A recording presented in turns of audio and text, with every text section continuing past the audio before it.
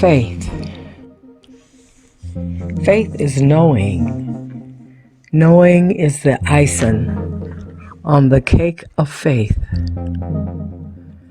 To know emphasizes connection with our request from the God within. It often takes time for us to internalize multi-dimensional thought and the movement of consciousness, to embrace the spirit energy functioning in our physical, which allows our cells and our organs to maintain life. We sometimes find difficulty recognizing the God spirit within that loves and awaits our mental awakening to these facts. Faith and knowing is integrated into the open, conscious elevation which allows attraction of faith and the knowing to bring manifestation of our desires. We are designed with flesh and spirit. We are allowed free will to think and to make decisions. We are one with spirit of love, integrated with power of thought. Therefore, your thinking, along with your faith and knowing, is key.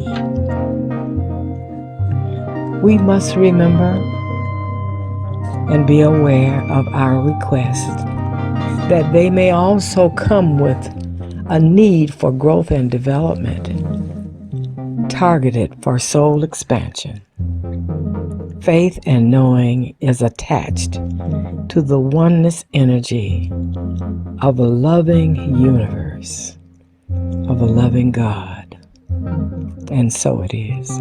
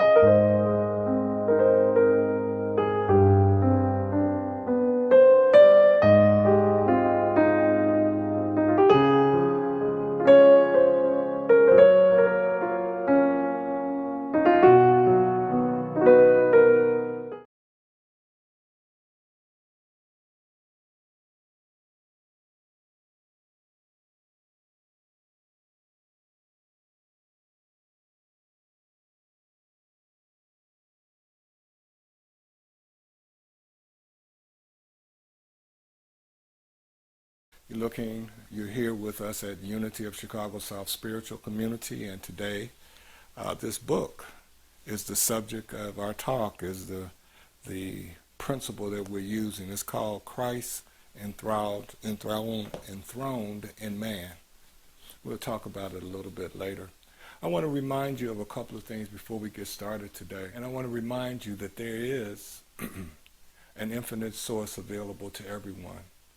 It's there for each who seek it. no matter their race, gender, or religion. Believe what you may, but know that the source of the universe is also the source of each of us. Therefore, the principle supporting the stars is the principle supporting and available to each of us. And as I declare this next statement, I will declare it in the first person, but I am declaring it for all.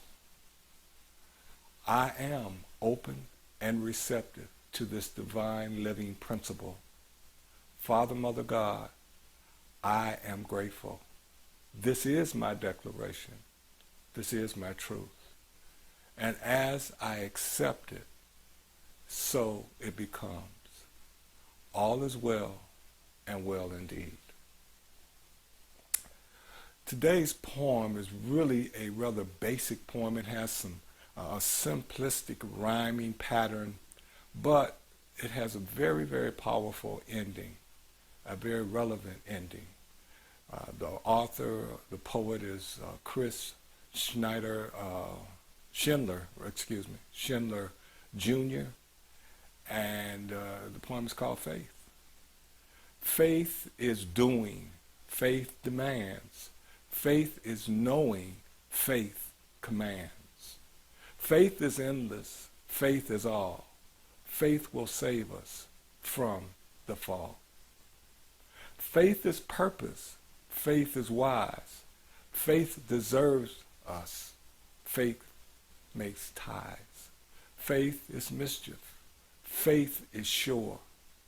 Faith is this if we endure. Faith is surging, faith is light. Faith is purging, faith all bright. Faith is healing, faith within. Faith is cleansing us from sin. Faith is stressing, faith is strong. Faith is pressing, faith along. Faith within us, faith abide. Faith redeem us from inside. From inside. The basis or the impetus or the inspiration for today's talk comes from Cora Dietrich Fillmore. And again, the title of the book that we're using is Christ Enthroned in Man.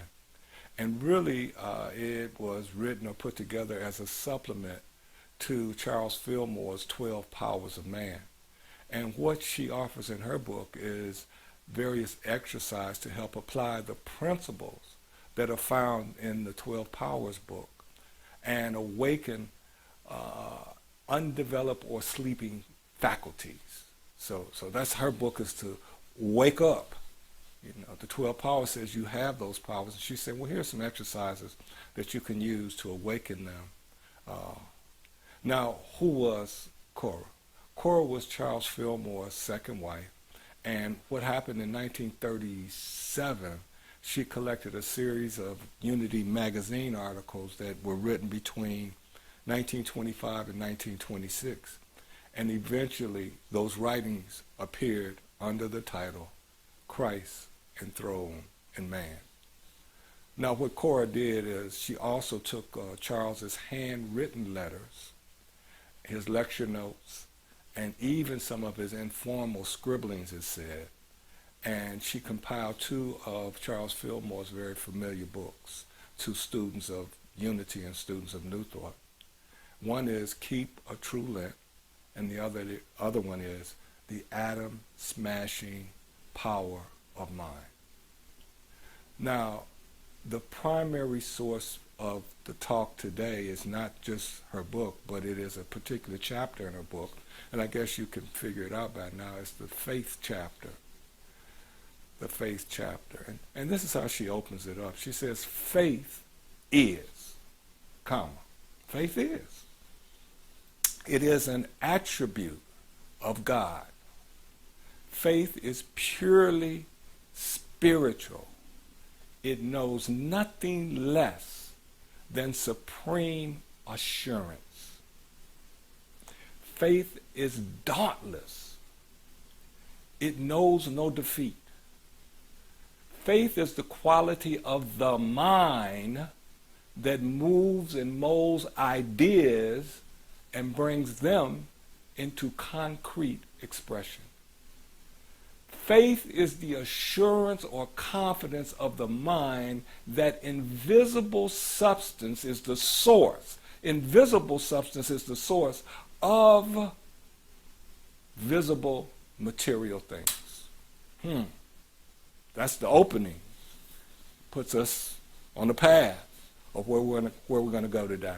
She provides us with some parameters to assess really our understanding of the faith principle and evaluate our application of it in our lives and affairs. See, faith as an attribute of God and being of a spiritual nature, when that's interpreted spiritually, may present itself differently to some or refresh itself with others. See, as a divine attribute, it is something that each of us possess. We each came here with it. Faith, as any other divine possession, is available for development, not for purchase or not for rent, but for development. And that's a very, very important point. And it is also in alignment with the teachings of the master teacher. You see, Jesus taught the development of faith. Jesus taught the development of faith. Now, if you're looking for support of that idea, of that concept, let's start with looking at Matthew and 9:29. Now, what does it say? It says that he touched their eyes, these are the blind men, and said, according to your faith, let it be done to you.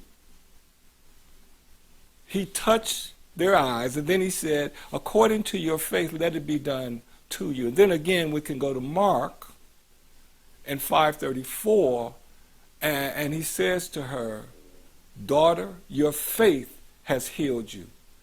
Go in peace and be freed from your suffering. Now, in both cases, what the master teacher did is the first thing he did was to raise their consciousness. In the first situation, he touched their eyes. He touched their eyes. In the second case, he said to her. He said to her. See, after the consciousness was raised, he directed them to the power that Korah speaks of. The indwelling quality of supreme assurance that is dauntless and knows no defeat. It does not seem that Jesus is sending them away with some kind of weak placebo. No, the statements that he gives them, the statements that he uses, the statements that he sends them forth with are statements of strength. In both cases, they're being awakened to a possession that has been activated to a healing level, and then reminded that they can continue strengthening or developing their divine attribute. Let me try it again. They are being sent away, reminded that there is something within them that helps them become aware of their wholeness and completeness, and not only that, that they can go forth with this faith and develop it. It is their attribute, you see. See, the thing about development, any type of development, it requires possession. You see, you have to have it in order to develop it. Or at the minimum, you have to have access to it. So you may develop your land, the land you own, or you may develop the land that someone has given you access to. you see. You have to have access to it or own it in order to develop it. And this faith component, Cora lets us know, is spiritual, right? And it just is. It just is. Now I want to look at another scripture that we probably, many of us, are familiar with. And it's describing and defining faith again. Now this one again is found in Matthew, and actually is 17:20, but before 17:20 there's 17:19. And in 17:19 what happens is that the disciples are coming back into Jesus, to the master teacher, and saying, well, why can't we do this healing? Why can't we heal? And then what the master teacher, what Jesus says, he replies, he says, because you have so little faith, truly I tell you, if you have the faith as small as a mustard seed, you can say to this mountain, move from here to there, and it will move. Nothing will be impossible for you. Wow. Wow. So many ways that can be interpreted. Let's see what we can do with it today. See, there are two aspects of the mustard seed that are being shared in this particular passage. One, of course, is kind of obvious, as small size, small the size of the mustard seed. And then what it can do, what that little mustard seed can do, what that little bit of faith can do. Well, the question becomes, why was this particular seed and plant chosen to use as a teaching tool for something as important, an attribute so powerful as the power of faith? Well, let's just take a moment. And let's talk mustard seed. Let's talk mustard plant. Let's talk mustard tree. Let's talk about the potential in it and kind of how it works. You see, the seed has to germinate, and within 30 days after the tree, the seed germinates, a canopy will develop over the mustard tree. Within 35 to 40 days of the germination, the tree, this mustard seed, right, will begin to bud, and that flowering period, that period where it's budding, the flowering period, lasts between 7 and 15 days. We haven't even gotten out 2 months yet from germination. You see, this tiny seed is programmed to produce a plant that grows into a tree with edible leaves and stalks, not even to mention the seeds. So our tiny little seed becomes a tree, offering a nesting place for birds. Now that's pretty much the literal understanding of the mustard seed and its progress in fulfilling its own divine programming. You may be aware, and you should be aware, that all seeds are endowed with a pattern of potentiality. See, an acorn has within it the oak tree potential. What a symbol for faith could the mighty oak provide. But let's go back to the time of Jesus, the time of the master teacher, and take a look at the terrain and take a look at what was available. There were olive trees, there were date, plum, grape, and figs. Those were just some of the common trees in the land of Jesus' ministry. And it was speculated that wood from the dogwood tree was used to construct the cross for crucifixion. Now, there are some choices available, a lot of them you see. But the mustard seed, the tiny mustard seed, and its potentiality was chosen as the symbol for what Cora Dietrich Fillmore described as the assurance or confidence of the mind, that invisible substance is the source of visible material things. And what today's poet defined as faith is stressing. Faith is strong. Faith is pressing. Faith along. Faith within us. Faith abide. Faith redeems us from inside.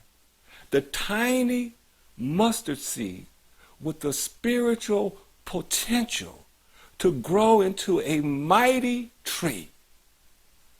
Now, as we learn to accept faith as a divine seed that redeems us from inside, instead of something we must obtain from the outside, we learn to harness our faith. And that harnessed inner faith begins to germinate quickly into a trusting faith. And as we develop trust, we began to grow in understanding the work of faith. The mustard seed, an example of the small amount of faith that is required to begin the nurture of faith. And as we nurture faith, we tap into the nature of faith, and the nature of faith is to grow, just as the mustard seed grew into the tree, to grow in a rapid manner, not only supporting us through whatever is current in our life, but to grow and become stronger and support new ideas and experiences that we will encounter. You see, we should concern ourselves with our current level of faith. Yes. Not worry about it. Just, we have it. That's all. We have it. We should not be concerned how much. We should not be concerned of needing more. No, instead we should accept that we have faith as a divine gift, and that gift has the potential, I want you to hear me now, that gift has the potential to support all of our desires. That little seed that grows into a tree with leaves and stalks and seeds that are edible to sustain life. It is not more faith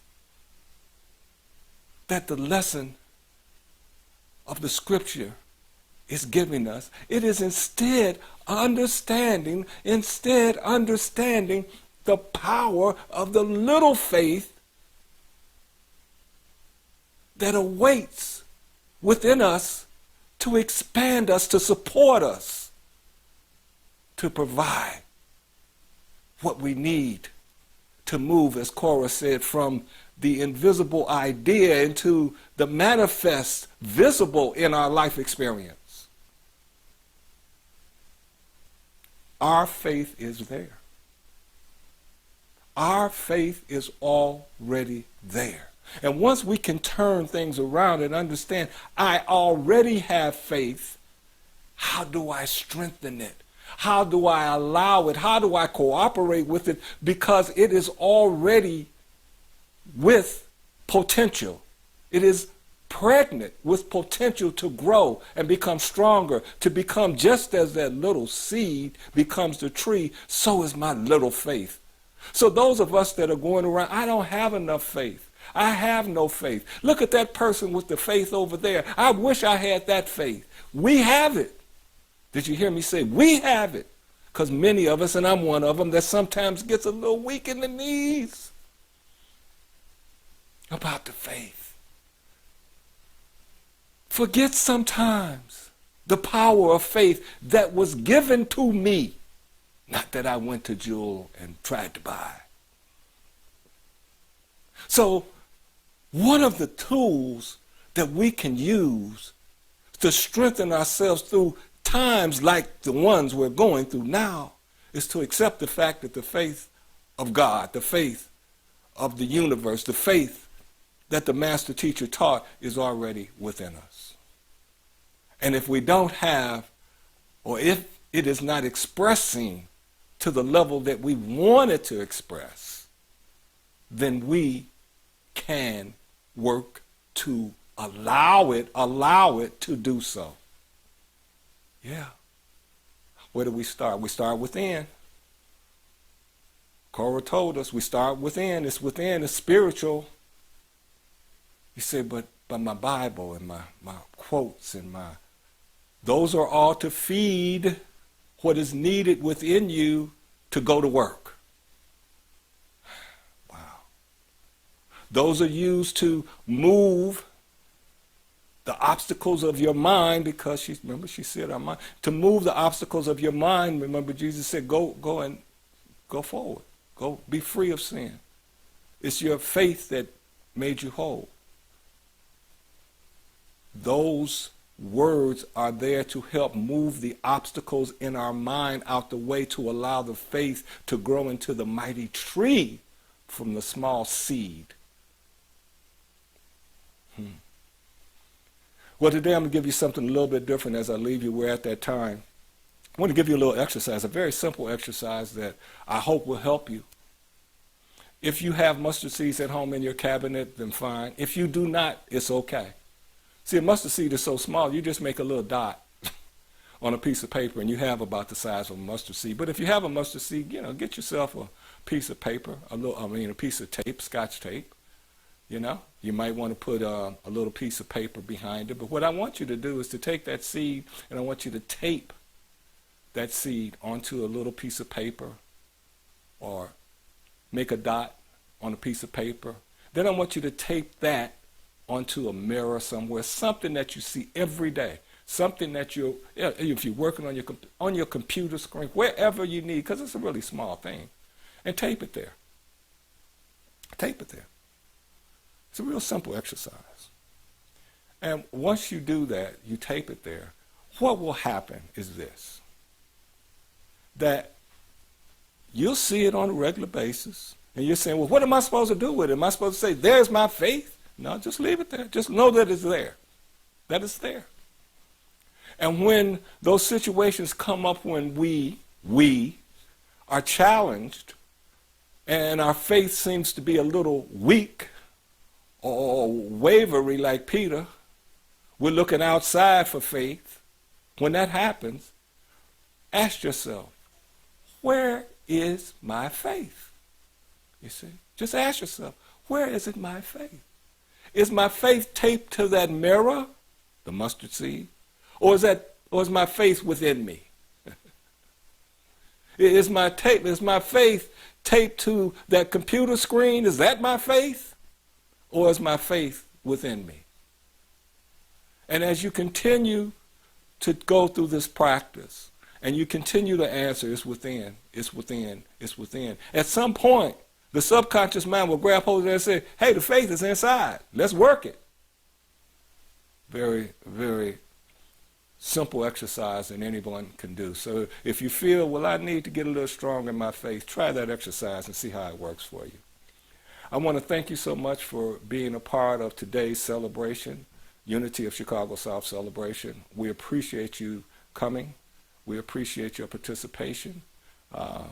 You know that you can go to our website if you want to support our ministry. There are ways that you can support it through the Gifty app, which you can use a credit card and so forth to do so.